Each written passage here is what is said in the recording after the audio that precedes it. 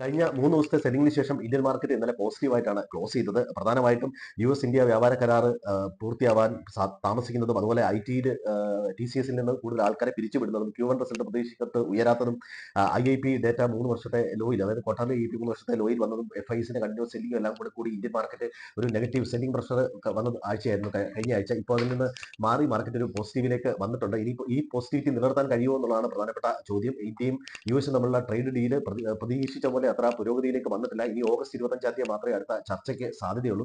1 തീയതി ഇതിന്റെ കാലാവധി തീരുകയാണ്. ഈ കാലാവധി എക്സ്റ്റെൻഡ് ചെയ്യുമോ അതോ മുൻപ് പറഞ്ഞതുപോലെ താരിഫ് ചുമത്തപ്പെടുമോ എന്നുള്ള കാര്യത്തിൽ ഒരു അൺസർട്ടനിറ്റി ഉണ്ട്. അത്തരത്തിൽ ചുമത്താൻ സാധ്യതയുണ്ട് എന്നുള്ള തരത്തിൽ ട്രംപിന്റെ ഭാഗത്തുനിന്ന് ഒരു ഭീഷണി ഉണ്ടായിട്ടുണ്ട്. കാർഷികോൽപ്പന്നങ്ങൾ ക്ഷീരോൽപ്പന്ന മേഖലയിലേക്കൊക്കെ യു.എസ് മാർക്കറ്റിന് തുറന്നു കൊടുക്കണമെന്ന കാര്യത്തിൽ ഇന്ത്യ വഴങ്ങിയിട്ടില്ല. അത് പൊളിറ്റിക്കലി ഒക്കെ ഒരു പ്രശ്നം ഉണ്ടാകാൻ സാധ്യതയുള്ളതാണ്. അതുകൊണ്ട് ഇന്ത്യ വളരെ കോഷ്യസ് ആയിട്ടാണ് അത്തരം കാര്യങ്ങൾ തീരുമാനമെടുക്കുന്നത്. ഇനി യു.എസും ചൈനയുമായിട്ടുള്ള എക്സ്റ്റെൻഡ് ചെയ്യാനുള്ള ഒരു സാധ്യതയുണ്ട്. അപ്പോൾ കൂടുതൽ കാര്യങ്ങൾ അവിടെ ചർച്ച നടക്കുന്നുണ്ട്. 30% ചൈനീസ് ഉൽപ്പന്നങ്ങൾക്കും 10% അമേരിക്കൻ ഉൽപ്പന്നങ്ങൾക്കും എന്ന രീതിയിലാണ് സമവായത്തിൽ എത്തിയിരിക്കുന്നത്. അത് ഒരുപക്ഷെ ട്രംപ് അംഗീകാരം നൽകുന്നതോടുകൂടി ഒരുപക്ഷെ അത് നിലവിൽ വരാനുള്ള സാധ്യതയുണ്ട്. ഇന്ത്യയുമായിട്ടുള്ള കാര്യങ്ങൾക്ക് അൺസർട്ടനിറ്റി തുടരുന്നത് ഇന്ത്യൻ മാർക്കറ്റിനെ സംബന്ധിച്ചിടത്തോളം മോശമായി ബാധിക്കുന്ന കാര്യമാണ്. ഇനി ഇന്ത്യൻ മാർക്കറ്റിൽ IMF ഇന്ത്യയെ പറ്റിയുള്ള GDP പ്രൊജക്ഷൻ 6.2 നിന്ന് 6.4ലേക്ക് ഉയർത്തിയിട്ടുണ്ട്. അത് മാർക്കറ്റിനെ സംബന്ധിച്ച് പോസിറ്റീവാണ്.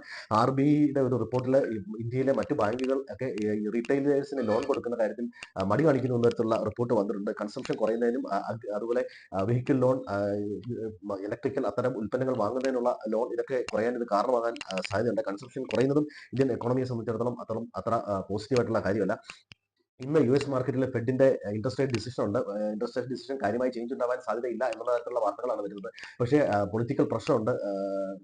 Fed chairman interest rate cut ചെയ്യാൻ വേണ്ടിയിട്ട് ഒരുപക്ഷെ അത്തരത്തിൽ ആയതുകൊണ്ടാണ് ഇന്നലെ യു.എസ് മാർക്കറ്റ് മൈനസിൽ ക്ലോസ് ചെയ്തത്. 3 ഇൻഡീസസുകളും ഇന്നലെ 0.5% മൈനസിലാണ് ക്ലോസ് ചെയ്തത്.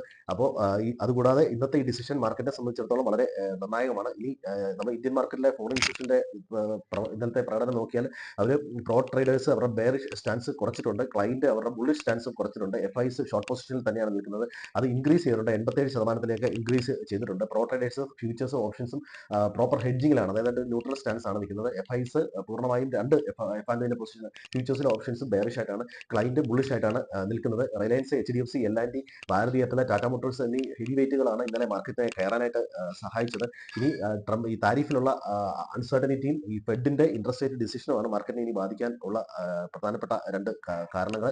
ഇനി ഐഷർ മോട്ടോഴ്സിന്റെ റവന്യൂ വർദ്ധിച്ചിട്ടുണ്ട്. L&Tയുടെ മികച്ച റിസൾട്ടാണ് വന്നത്. അപ്പോളോ മൈക്രോസിസ്റ്റത്തിന്റെ പ്രോഫിറ്റ് ഡബിൾ ആയിട്ടുണ്ട്. അതുപോലെ തന്നെ ഏഷ്യൻ പെയിന്റ്, NTPC ഒക്കെ നമ്മളെ നിരാശപ്പെടുത്തിയിട്ടുണ്ട് റിസൾട്ടിൽ. ഇന്ന് വരാനിരിക്കുന്ന പ്രധാനപ്പെട്ട